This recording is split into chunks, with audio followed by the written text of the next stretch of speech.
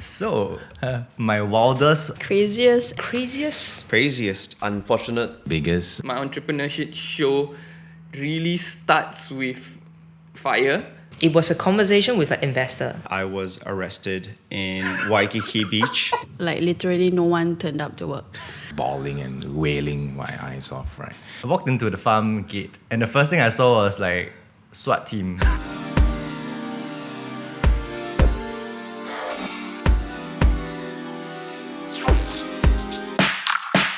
So there is a lot of content out there today about entrepreneurship, right? From how-to videos to how to, raise investors, start something, success stories, or like quote-unquote failures. But I honestly think they're either too clean, too fluffy, or just too boring. Think about it. An entrepreneur's journey only just started after they can bring capital behind an idea. But we cheer about this company raising $10 million, the other company successfully closing around with this Silicon Valley VC. In my head, it's like, so what? Okay, we rewind a bit. Yeah. So, I think we were damn stupid because last time we thought that for a startup to be successful, right, you need to raise money. It's the shittiest piece of advice that I ever got. So Where do you get this advice from? Well, I can't remember like everyone. Everybody was talking about raising money, right? I see a lot of incubators putting, like how much we raise on the board, It's a thing. It's not about how much the business have grown, how much GMV we have, but it's really about how much we raise. So that was a central theme for a period of time. So I don't blame you. Yeah, and then thinking back, right, when you congratulate a startup for raising money, it's like going to the chef and say, hey, congrats man, you got the ingredients. I haven't done shit. That's true. I haven't done jack shit.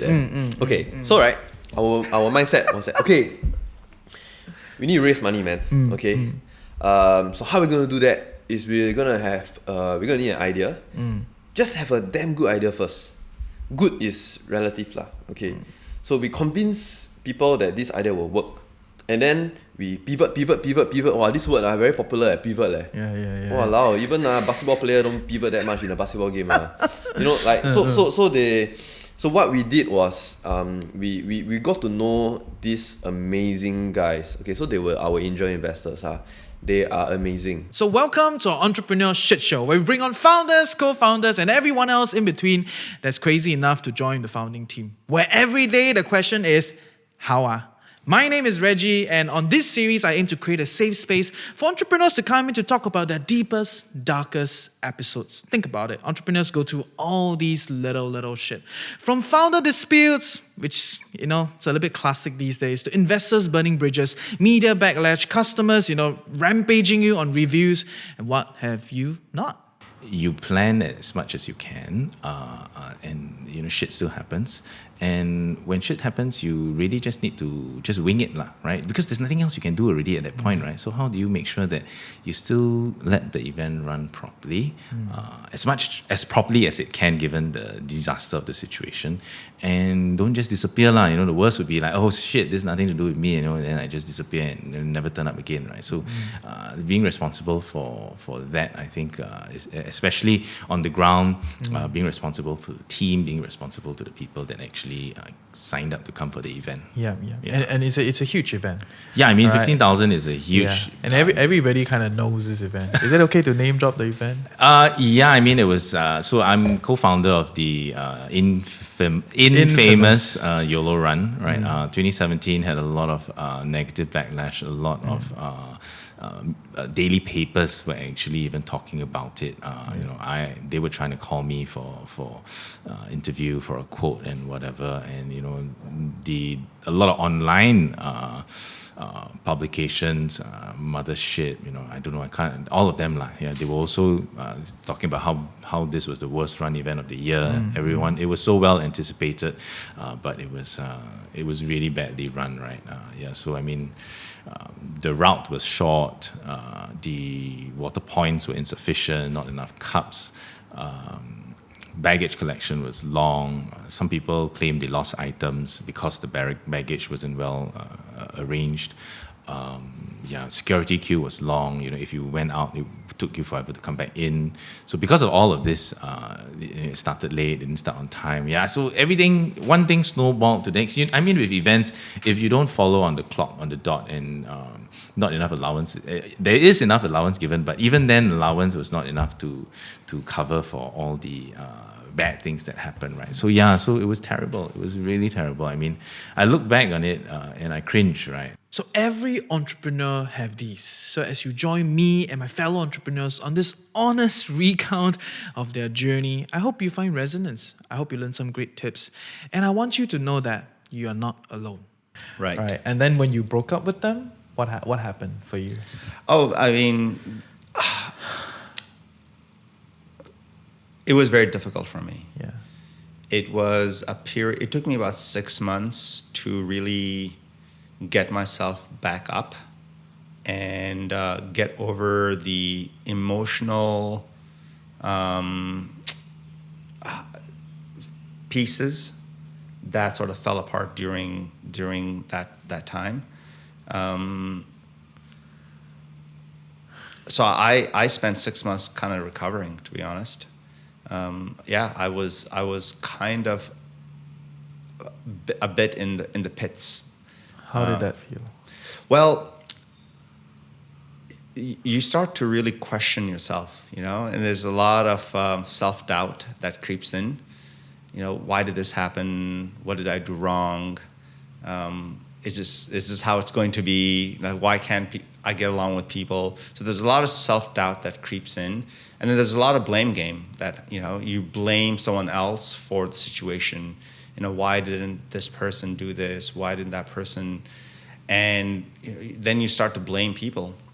And when you start to blame other people for situations that are completely your own doing, because ultimately everything is, in a way, we're responsible for everything that happens, right? And so I think there was a lot of blame game in my head. And by the way, this is all this psychological monkey mind just yammering on. And the thing is, like, after that, I didn't really have something that I jumped into. So I had time to really, and that's probably not the best thing. If you come up from, it's like a relationship. So yes, I'm a serial failed entrepreneur myself, and many of my friends that decided to come on the show with me today, they also fail a lot of times. Look at the battle scars here, don't really have a lot of hair, but a lot of stories to share, right? So as you join us on this journey, I want you to know that many entrepreneurs don't actually have a place to share their real stories. And that's why we are here. We want to build this platform for people to come on and actually share what is going on with their lives, right? Because if you think about it, they don't really dare to tell their investors, right? You just invested $1 million with me. Every week I come and tell you my problems. How do you feel? Neither do you really dare to tell your team. As much as the whole team morale thing can be a little fluffy, reality is there is still some sort of, truth to it. And you cannot tell your customers, right? They're the ones giving you most of the problems. And if you try to tell your family, they don't really understand, right? Reality is, at best, they will tell you to, things will get better, you will feel better. The other spectrum will be, they grab a seat, cushy, sit down with you, and they'll be like, maybe you should quit lah. So they love you, they want you to do well, but the reality is you just quit your job and you quit not to quit again. So I graduated from aerospace engineering. I barely scraped through because, to be honest, I don't think I was good at it and I wasn't really interested in it fully. When I came back to Singapore, I started a cafe. Again, wasn't really part of the plan. I was just helping them out because they really needed help. And so my family was extremely pissed off. Yeah, because my sisters, my mom, they funded my university. It wasn't cheap. My mom said, "What are you doing? You're engineer and you're now a coffee boy." Exact words? Yeah, you're a coffee boy. You're not earning a salary. and I worked really hard. I was doing like 20-hour days, and I would come home and collapse. Like literally, there was one day I literally like came home, dropped my bag, stumbled to the living room, like just lay on the towels on the floor, and then I passed out. Like I fell asleep. Like, that was how tired I was every day. And then she was like, "Why are you working so hard? You know, see if you have a proper job, corporate job, or engineer as an engineer, you wouldn't be so tired." And my sister was, who funded most of it, she was just giving me shit lah, cause she came from a corporate background, and for her, whatever I was doing was just being irresponsible. I am the youngest in the family, so it was just you being a young, irresponsible kid, wasting our family's money, wasting all the time and energy that we put into to save for you to study. It was just a lot of that noise, and I completely understood how they felt, and I don't blame them for it.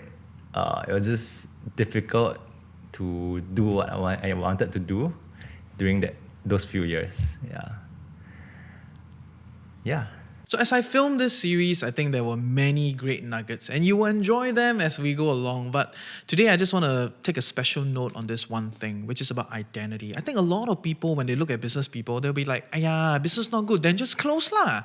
And it kind of assumes that business and the person are separate. But through this series, I've realized that actually a lot of times the business is but an extension of their personal identity. Right? So it becomes very emotional, it becomes very like, this is me, it's part of me, and it's very hard, right? Because they put in their blood, sweat, tears, everything, right? So it is like your beliefs, your experiences, your thoughts, your resources, everything into it. So it's very, very hard to call it quits. But I'm not saying it's healthy. I struggled with that thought because I'm the one that's behind the kitchen. I mean, I am the chef. So one day I just felt very, how do I say this? Reluctant to cook meat, to work with meat anymore. So that changed a lot, and yeah, and then I decided to. I thought I could push it back, that feeling of of not wanting to cook meat anymore. But then as I work with meat and stuff like that, I couldn't anymore. And I know from a business point of view, it's bad because and the strange thing is, right, chicken wings, right? I since the day we started, right, I never cooked chicken wings because I believe in the holistic. That means if I were to cook chicken, I'll use every single bit of it, not just the wing. But that is who I am as a person, from the start, So that I refuse to kind of and people always say buffalo wings will make you a lot of money because people sit down and just eat and munch and stuff with your whatever and stuff. So yeah, so after that, a lot of things shifted. And it's hard because like you said just now, right, everything changes then because my pulled beef and cauliflower mash was my favorite. Not my favorite, was like the customers. Bestseller, yes, correct. There's my salted egg calamari and French fries was also the best seller. So a lot of things. It's like, what's next? Right? Yeah. So then with that, you decided to wind down the whole thing? How was it? Like it was a thriving business, right? From what I gather, all your food bloggers come in. No, it's not all food bloggers, but some food bloggers. Some food bloggers, right? And then there's a loyal following. People, their favorite dishes, things are doing fine. And you're so busy. And then, how did it feel when you ended it? I felt that I kind of let down a lot of people. First, like for example, the customers. The customers let down a few of my partners, for example, the people that has helped builder. So sorry, it's harder. No, it's okay. Yeah. So yep. So, but no, wait, I need to calm down. Yes. We calm down. Yeah. Sorry. Okay. It's good. No, I don't. I'm supposed. I play rugby, and I play contact sport, But you are human. That's true. You're human. You have emotions. There are bad days, and sometimes these things they stay around. Yep. Because we don't talk about it. But the more we talk about it, the more we work through Yep. these things, right? I feel like I'm in counseling. Wow. No, not counseling. Not counseling. So many crazy things happen, as you can tell. You can never be too prepared. But as the saying goes, if not me, then who? If not now, then when? So are you going to start now? I don't know. It's your call. But it's never too late. Neither is it ever too early. Some of my friends do start a little later and a little bit cause of concern. But the reality is, statistically, it does say that older entrepreneurs have a higher success rate. But, they got other concerns lah. Well, truth be told, I feel my entrepreneurship journey is just starting. That's how I feel. And the reason for that is I started building companies much later in life. Generally when you talk to entrepreneurs, you hear the success stories. Generally, it's like someone started a company at 18, became a billionaire. Someone started a company at 23. So there's like a lot of these amazing stories of successes, of people striking out on their own and building something. But I feel that moment hasn't quite come for me yet. I feel that moment is still to come. So how old are you? Just kind of give us an understanding. Like when you say late, Yeah. what Well, is that? I'm 40. Oh, okay. You don't look 40. Yeah. I look 40. Okay. No, you look young. Okay. But Draper Startup House, or at the time Tribe Theory, it was something I started when I was 38 or 37 or 38, which is pretty late to be starting a company. At least that's what appears. But if you look at the statistics and the data, you'll see that most companies in the world have been started usually by people around 40-ish, Yeah. 40 plus. Yeah. And I think that makes a lot of sense for me now that I understand what kind of person I am and what kind of things I like to do and not do, and the experiences I've had. It makes perfect sense that this is actually a really good time to start a business. Yeah. So regardless of how old you are, how much money you have, how much experience you have, I really think that if you have that little spark in you, you have this idea that you cannot sleep, you have this shower idea. Yeah, some say shower ideas are one of the best. Or when you're talking to your friends, then you have this spark. I will cheer you on. Other than if you decide to start a cafe lah. Better don't, huh? Okay? But the reality is, entrepreneurship is tough, but you are not alone. And these days, things are a lot easier. I think there are a lot of platforms that are being created to help you. That does not mean it's easy. You still have to decide what is your bottom line. How much are you going to put in? How much energy, how much capital, how much time are you going to give? Please don't give 1 year, okay? 1 year, I think not enough. 2 to 3 years at the very least. Ultimately, it is not easy to draw the line, but you have to. And in any case, at the end of the day, I always want to know why my entrepreneurs, my fellow entrepreneurs, they still do it after going through so much. Why do I still do what I do? I think for me the answer is it still goes back to the freedom that I have. It goes back to the fact that I can do all of these things.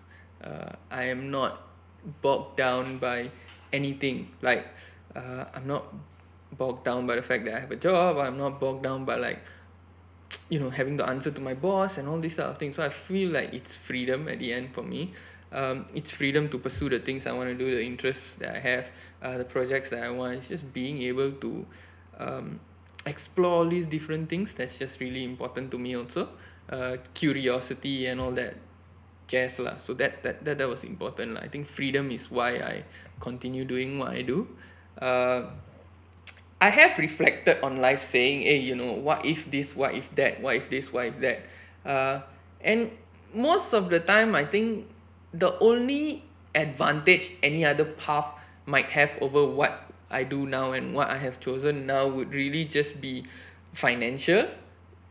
But then again, I'm not in a very bad financial position, so yeah, there's no need to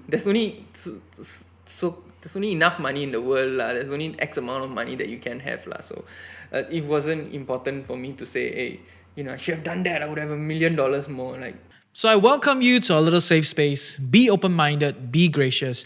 There is no one way to do it, and you will face all sorts of weird shits. Truth. Some of you may have your factory burned down, may decide to become a vegan after running a highly successful halal restaurant, may have 16,000 people outside the toilet waiting for you to start the race, and what have you. Founder disputes, investors backstabbing you, all sorts of weird stuff. Or you may just pick up a book and everything will change. Whatever it is, I think it is worth it. Be an entrepreneur, do what you need to do, and welcome to our Entrepreneur Shit Show.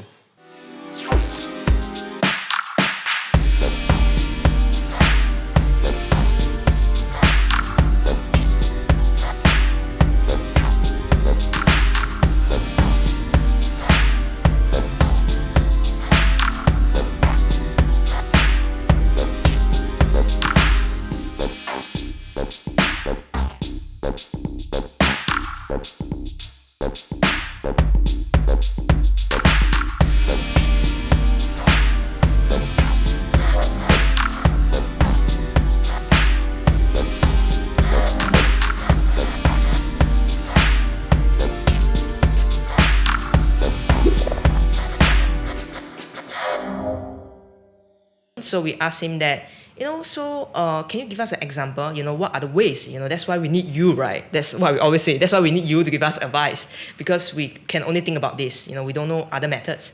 So he basically said that, one example I can share with you is that one of the company that I know that is in the similar field, basically what they do is that they basically take some special photo of the influencer and make sure that they won't be heading to some other place, which is threaten them in a way. So that special photos that he referring to in detail. Like nudes lah. Yeah, in a way lah. Yeah, I think although he said that, naked photo in a way, but I think that's just it lah.